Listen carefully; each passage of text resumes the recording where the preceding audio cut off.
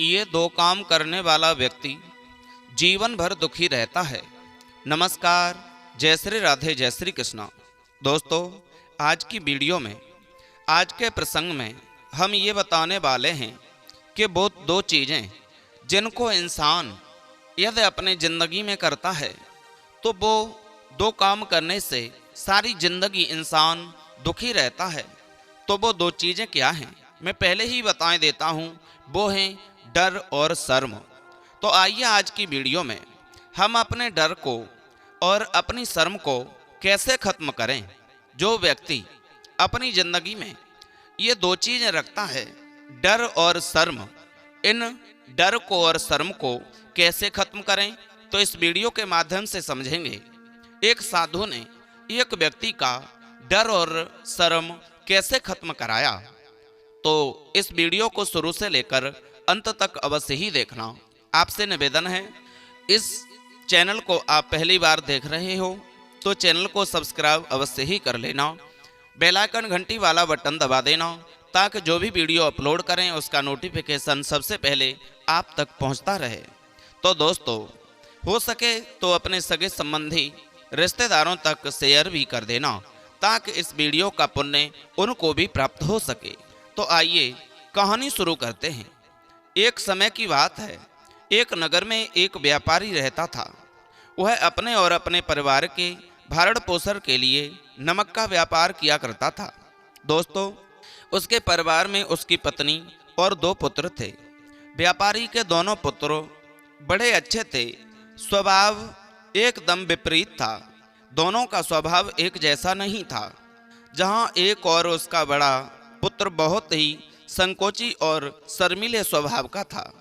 बड़ा पुत्र जो था वो किसी से बात करने में डरता था, उसे शर्म महसूस होती थी।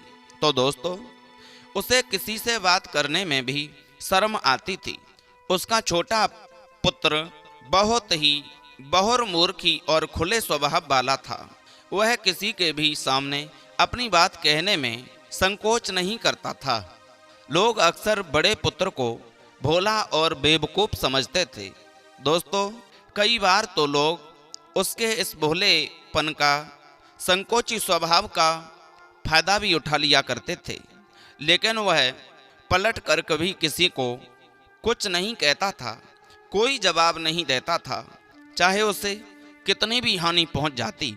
व्यापारी अपने पुत्र के ऐसे स्वभाव के कारण उस पर बहुत अधिक नाराज रहता था, समझाता भी बहुत था। ठीक से बातचीत न कर पाने और शर्मीले स्वभाव के कारण व्यापारी ने कई बार अपने पुत्र की पिटाई भी कर दी थी।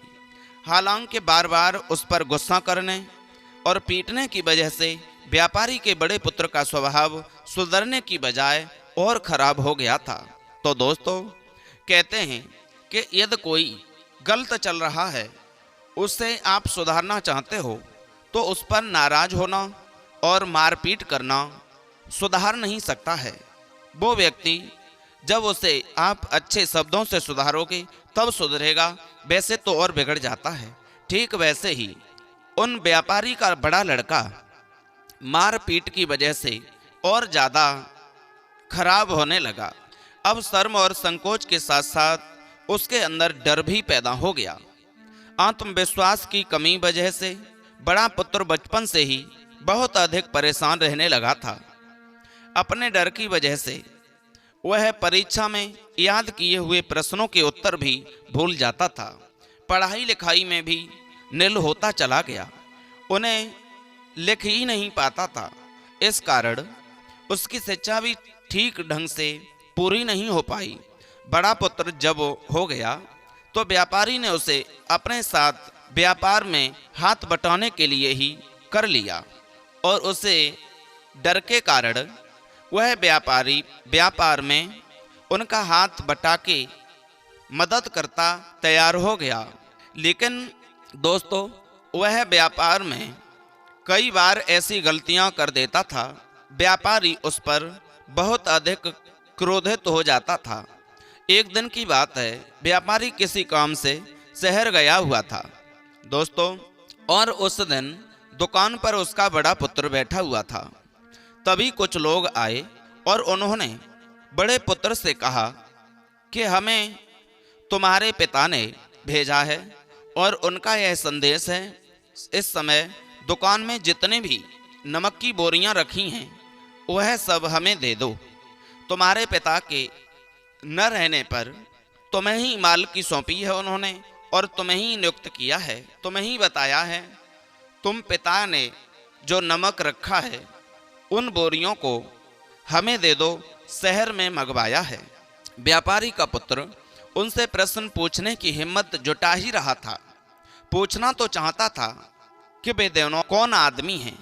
वे दोनों आदमी दुकान के अंदर घुस गए और वहाँ जितनी भी नमक की बोरियां रखी हुई थीं उन सबको अपनी घोड़ा गाड़ी में रख लिया और लेकर के जाने लगे।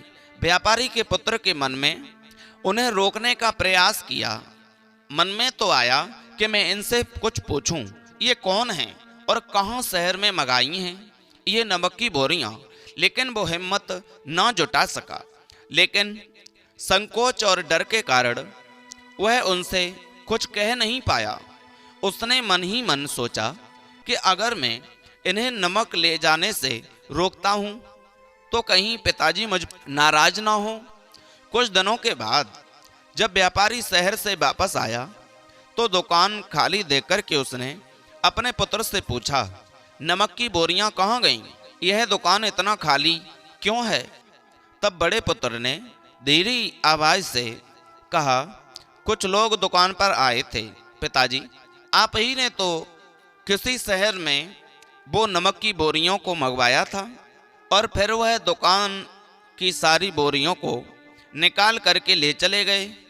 यह सुनते ही व्यापारी ने अपना सिर पीट लिया और उसने पुत्र को दुकान से धक्का दे करके बाहर निकाल दिया। अरे मूर्ख, अरे मंद बुद्धि के, तू तो बेवकूफ है।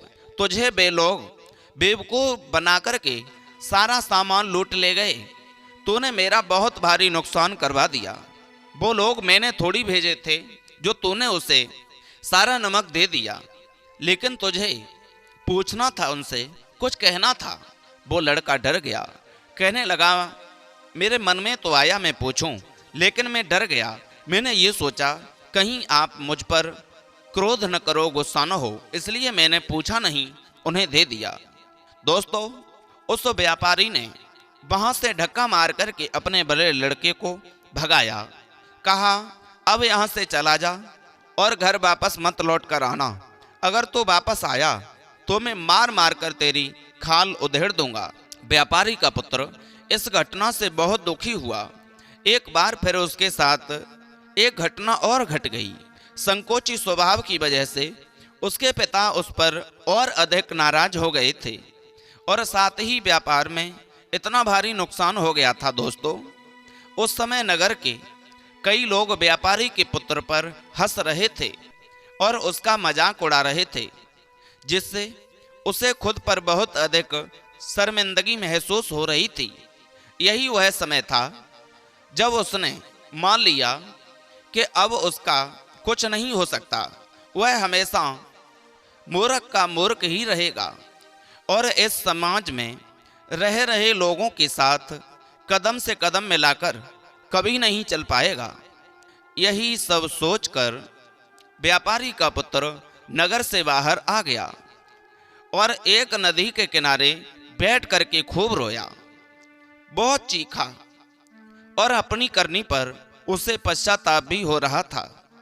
लेकिन अपनी मूर्खता को, अपने भोले स्वभाव को देख देख करके बड़ा दुखी भी हो रहा था। उसके मन में विचार आया कि अब उसके जिंदा रहने का कोई फायदा नहीं है। उसने निश्चय कर लिया कि आज इस नदी में डूबकर मैं खुद अपने को समाप्त कर दूंगा। असफल जीवन जीने से अच्छा है कि वह खुद को समाप्त कर ले। उसने जैसे ही नदी में छलांग लगाई और डूबने लगा तो उसी नदी में स्नान कर रहे एक संत ने उसे बचा लिया और नदी से निकाल कर बाहर ले गए। व्यापारी का पुत्र उन संत पर बड़ा नाराज होने लगा, कहने लगा, आपने मुझे क्यों बचा लिया? इस असफल जीवन को जीना नहीं चाहता, संत ने उसे समझाते हुए कहा कि जीवन एक ही बार मिलता है और अगर तुम जीवित ही नहीं रहे तो असफल जीवन को खत्म करके सफल कैसे बन पाओगे।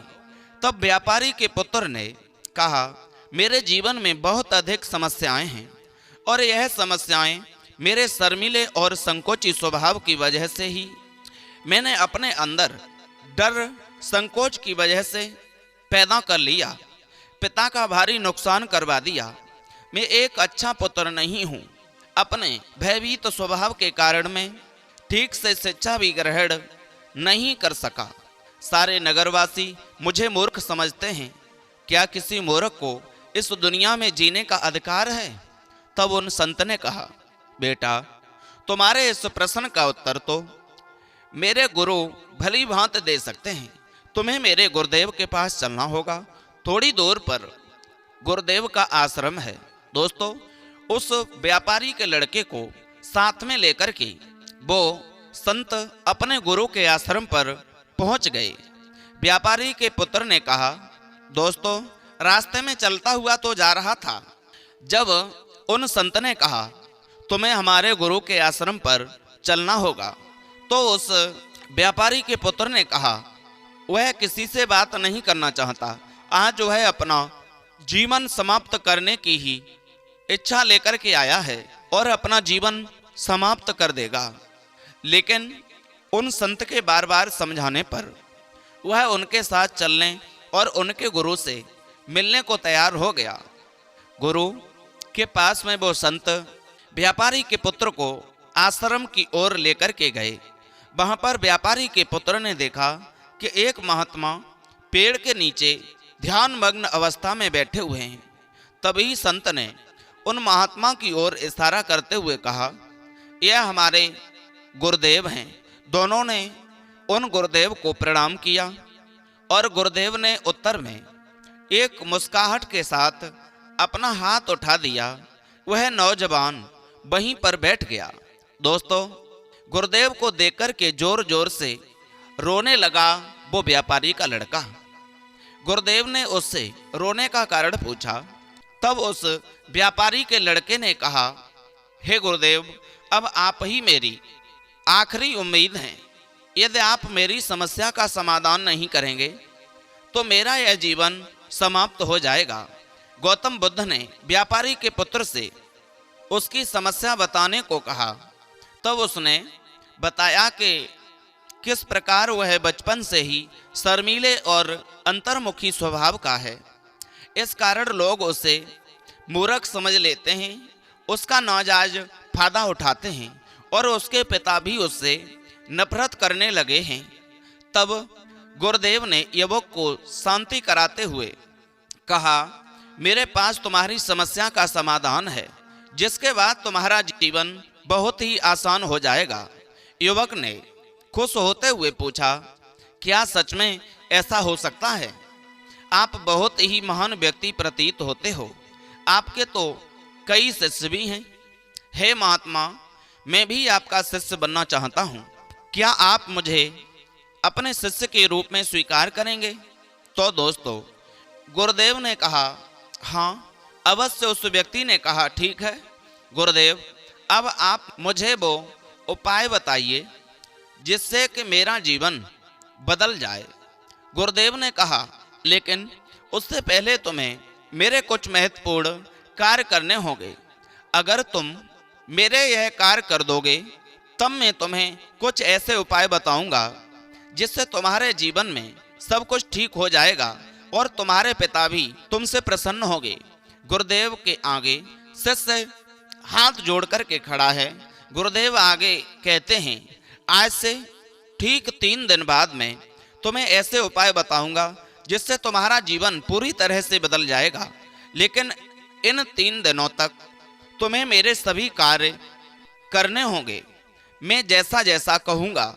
दोस्तों, उन संत ने समझाया, गुरुदेव ने समझाया उस व्यापारी के लड़के को, अगर तुम ठीक वैसा ही कार्य करने में सफल रहे तो 3 दिन बाद तुम्हारा जीवन बदल जाएगा। तुम्हारा पहला दिन कल से शुरू होगा। अभी जाओ और जाकर आश्रम में ही आराम करो। दोस्तों, अगले दिन की सुबह होते ही व्यापारी का पुत्र गुरुदेव के पास में पहुंचा और बोला, हे गुरुदेव, मुझे पहले दिन का कार्य बताइए। तो गुरुदेव ने कहा कि आज मैं तुम्हें 20 अजनबी व्यक्तियों से बातचीत करने की सलाह देता हूं और उनका हाल जानना है।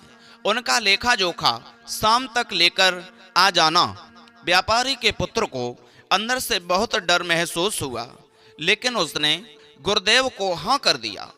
फिर वो निकल पड़ा और 20 अजनबी लोगों से बातचीत करना शुरू कर दिया। उसे बहुत अधिक संकोच लग रहा था। कई लोग तो उसे डांट कर भगा भी देते थे, लेकिन उसके सामने अपना जीवन बदलने का यही एक मात्र उपाय था। दोस्तों, आखिरकार कोशिश करते हुए उसने 20 अजनबी लोगों के नाम और उनके व्यापार का लेखा जोखा प्राप्त कर लिया। शाम होने पर जब वो अपने गुरुदेव के पास में पहुंचा तो खुश होते हुए उसने गुरुदेव को बताया कि आज का कार्य उसने सही ढंग से पूरा कर लिया है। यहाँ तक कि कुछ लोग तो उसके मित्र भी बन गए हैं। दूसरे दिन की सुबह होते ही फिर वह नौजवान गुरुदेव के समक्ष पहुंचा। तब गुरुदेव ने कहा, आज का कार्य है कि तुम आश्रम में रह रहे 100 शिष्यों को संबोधित करते हुए उन्हें जल के उपयोग के विषय में पढ़ाओगे।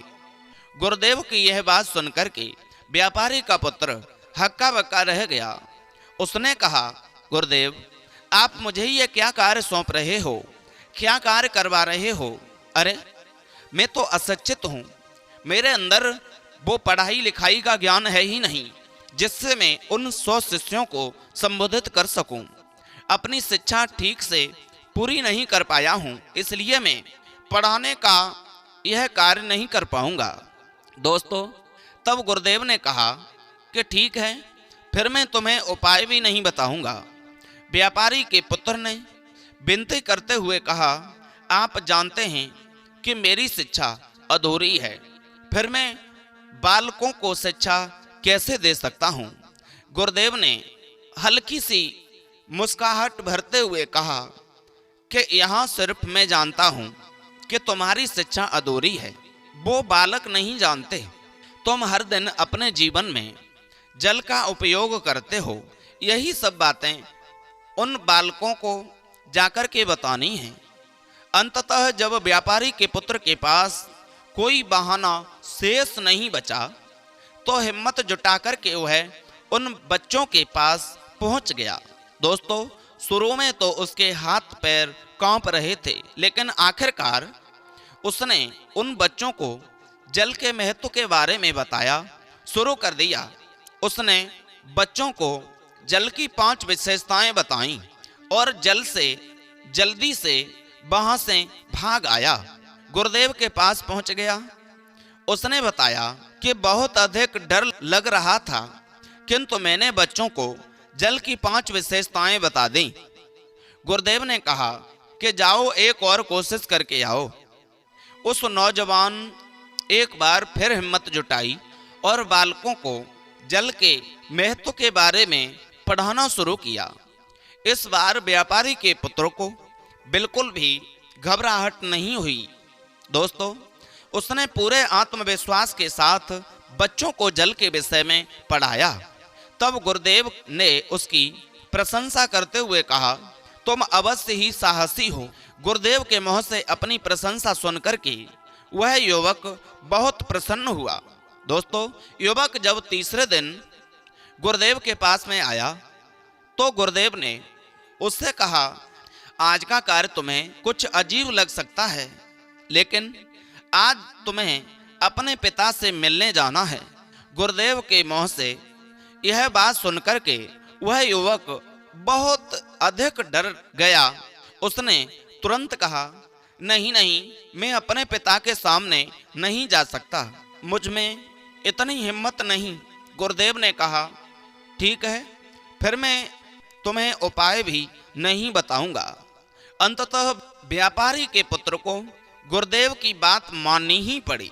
दोस्तों, गुरु की बात को मान करके और वो चलने को तैयार हुआ तो गुरुदेव ने उसे समझाते हुए कहा, अपने पिता के पास जाकर उनसे क्षमा मांगना और कहना कि वे तुम्हें एक और अवसर दें ताकि तुम खुद को बुद्धिमान साबित कर सको। गुरुदेव के कहे अनुसार उस युवक ने पूरे आत्मविश्वास के साथ उसने अपने पिता का सामना किया और उनसे क्षमा मांगी। आखिरकार व्यापारी ने अपने पुत्र को क्षमा कर दिया दोस्तों, और उसे एक और अवसर देने के लिए तैयार हो गया। व्यापारी का पुत्र गुरुदेव के पास आया और उस उपाय के बारे में पूछने लगा जिसे गुरुदेव ने 3 दिन बाद बताने का वचन दिया था। दोस्तों, तब गुरुदेव ने मुस्कुराते हुए कहा कि तुमने स्वयं ही अपना उपाय खोज लिया है। तुम किसी से बात नहीं कर पाते थे, संकोची और शर्मीले थे। यह सब तुम्हारे मन में बैठा हुआ डर था और तुमने जैसे ही उस डर का सामना किया वह खत्म हो गया। जीवन में तुम्हें जिस भी काम से डर लगे उस काम को करना शुरू कर दो, डर स्वयं ही समाप्त हो जाएगा। अब वह युवक समझ चुका था कि गुरुदेव ने जो भी हमें बताया है वो सत्य है। गुरुदेव उसे क्या बताना चाह रहे हैं। उसने गुरुदेव का बहुत बहुत धन्यवाद किया और उनसे वादा किया कि वह जीवन में सफल होकर दिखाएगा और जिंदगी में आगे चलकर के वो सफल भी हुआ। तो दोस्तों, आप भी समझ गए होंगे इस कहानी से कि हमें जिंदगी में ये 2 चीज़ें कभी नहीं करनी चाहिए। यदि ये 2 चीज़ें हमारे जीवन में होती हैं तो हमारे वो दुख का कारण बन जाती हैं। नंबर 1 डर और नंबर 2 शर्म। हमें न तो किसी से डरना चाहिए, उसका सामना अवश्य ही करना चाहिए, और एक शर्म, कोई भी अजनबी व्यक्ति है उससे हमें बात में बिल्कुल नहीं डरना चाहिए। यदि आप शर्म करोगे तो डर पैदा हो ही जाएगा। तो इसलिए हमें शर्म बिल्कुल नहीं करनी चाहिए और डर को खत्म ही कर देना चाहिए। उम्मीद है ये वीडियो आपको पसंद आई होगी। यदि अच्छी लगी तो चैनल सब्सक्राइब करें, लाइक शेयर कमेंट करना न भूलें। फिर मिलते हैं ऐसे ही नए इंटरेस्ट